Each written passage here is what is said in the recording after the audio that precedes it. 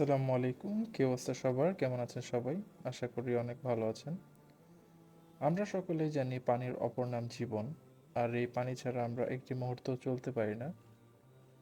এই পানি নিয়ে আমাকে প্রায়ই একটি প্রশ্ন করা হয় যে আমরা জাহাজে পানি কোথায় পাই?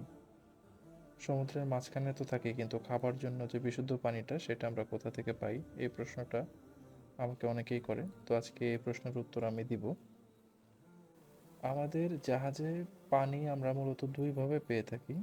ব্যবহার করার জন্য যে পানিটা, গোসল করার জন্য এবং খাবার জন্য যে পানিটা আমরা পাই, সেইটা যখন জাহাজ পোর্টে যায়, পোর্ট থেকে আমরা পানিটা নিতে পারি। কিছু কিছু পোর্টে আছে পানিটা ফ্রিতে দেওয়া হয়, আবার কিছু কিছু পোর্ট থেকে কিনে নিতে হয়। আর যদি আমরা পোর্ট থেকে পানিটা না নিই, আরেকটা যেটা আমরা পানি পেতে পারি সেটা হচ্ছে ফ্রেশ ওয়াটার জেনারেটরের মাধ্যমে আমরা জাহাজে পানি পেয়ে থাকি।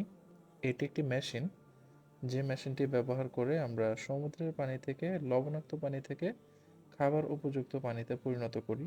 এবং আজকে আমি আপনাদের কাছে এক্সপ্লেন করব কিভাবে আমরা সেই সমুদ্রের পানিটাকে ফ্রেশ ওয়াটারে পরিণত করি এবং কোন মেশিনটা ব্যবহার করে আমরা এটা করি। ছবিতে আপনারা দেখতে পাচ্ছেন একটা ফ্রেশ ওয়াটার জেনারেটর। এরই মাধ্যমে সমুদ্রের লবণাক্ত পানিকে খাবার পানিতে পরিণত করা হয়। এখন আমরা আলোচনা করব এই ফ্রেশ ওয়াটার জেনারেটর কিভাবে কাজ করে। প্রক্রিয়াটা খুবই সহজ, আবার কিছুটা জটিলও। সহজ এই কারণে বলছি কারণ সমুদ্রের পানিকে প্রথমে বাষ্পে পরিণত করা হয়।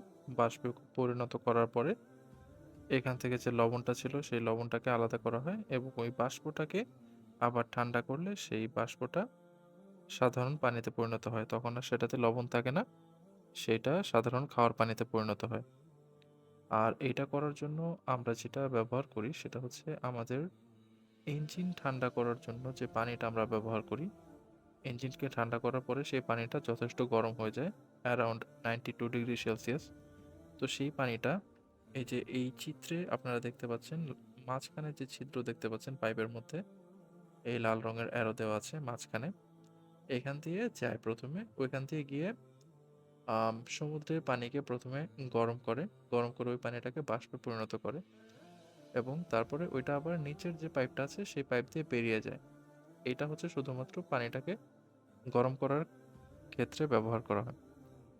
আর সমুদ্রের পানি আমরা একটি পাম্প ব্যবহার করি। সমুদ্র থেকে পাম্প সাকশন নিয়ে সেই পানিটাকে এই মেশিনের মধ্যে ঢুকানো হয়। তারপর সেই পানিটা বাষ্পে পরিণত হয় এবং নিচের যে লাইনটা দেখতে পাচ্ছেন, এই লাইন দিয়ে হচ্ছে সেই পানি এবং লবণ সহ পানিটা বের হয়ে যায়। এবং এইটা যখন বের হয়ে যায়, এখানে একটা ভ্যাকুয়াম ক্রিয়েট হয়। এই ভ্যাকুয়ামটা হচ্ছে এই মেশিনটার ভিতরে ক্রিয়েট হয়। এই কারণে এই পানিটা বাষ্প হতে আর 100 ডিগ্রি সেলসিয়াসের জন্য ওয়েট করতে হয় না। অনেক কম তাপমাত্রায় এই পানিটা তখন বাষ্পে পরিণত হয়। এই পিকচারটা ভালোমতো লক্ষ্য করেন তাহলে দেখতে পাবেন যে ডান সাইডে আপনারা দেখতে পাচ্ছেন সবুজ রঙের পানি, নীল রঙের পানি এবং লাল রঙের পানি। লাল রঙের পানি দিয়ে বোঝানো হয়েছে যেটা পানিটাকে গরম করতে ব্যবহার করা হয়। মানে এটা প্রথমেই গরম থাকে পানিটা। আর ওপরের যে সবুজ রঙের পানিটা, এটা হচ্ছে সি ওয়াটার, সমুদ্র থেকে আসে এবং সেটা বাষ্পে পরিণত হয়ে যখন ফ্রেশ ওয়াটারে পরিণত হয় তখন সেটার রং হয়ে যায় ব্লু, নীল রঙের।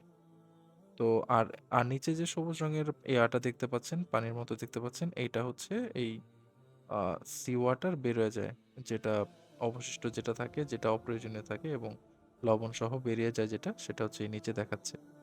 আর দুইটা প্লেটের মতো যেটা দেখতেছেন, এটা হচ্ছে এই মেশিনের ভেতরে এরকম অনেকগুলো প্লেট পাশাপাশি সাজানো থাকে।